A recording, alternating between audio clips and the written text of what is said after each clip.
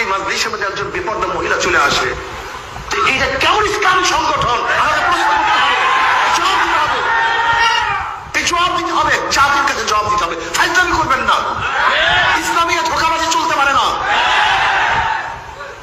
ধরে নেন আজকে আমরা এখানে সমস্ত মৌলবীরা আছি, টুপিওয়ালা দাড়িওয়ালা সবাই এখানে আছি, এখানে যদি বেপর্দা মহিলা আসে, এটা ইসলামীর কোন সংগঠনের কর্মী সমাবেশ হতে পারে?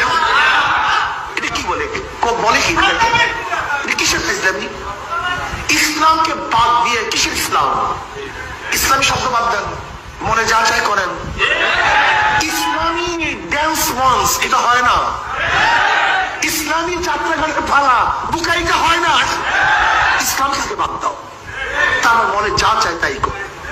কিন্তু নাম লাগাবে ইসলামী আন্দোলন বাংলাদেশ, আর এখানে মঞ্চের মধ্যে বেপর্দা মহিলা থাকবে, এখানে হাতের তালি চলবে ধামাধাম, এখানে ড্যান্স চলবে, এখানে ইসলামী চলবে।